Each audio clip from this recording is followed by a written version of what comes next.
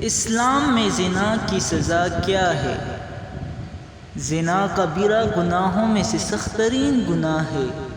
زنا کی شرعی سزا حد مقرر ہے۔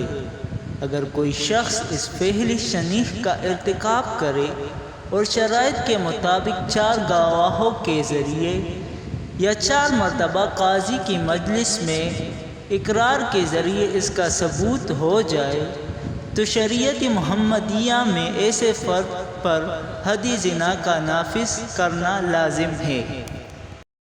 زنا کی شرعی سزا یہ ہے کہ اگر بالغ شادی شدہ مرد یا عورت زنا کرے تو اس کو سنسار کیا جائے، اور اگر غیر شادی شدہ اس حرکت کا مرتکب ہو تو اس کو 100 کوڑے مارے جائے۔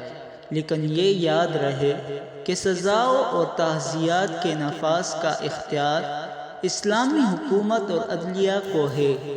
ہر فرد کو سزاؤں کے نفاذ کا اختیار شریعت نے نہیں دیا ہے۔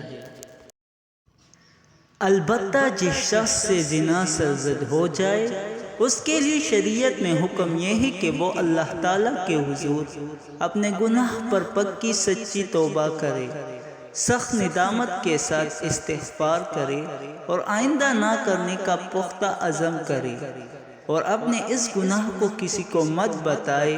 امید ہے کہ اللہ تعالیٰ اس توبہ سے ہی اس کے گناہ کو معاف کر دیں گے اور آخرت میں اس گناہ کی وجہ سے پکڑ نہیں ہوگی۔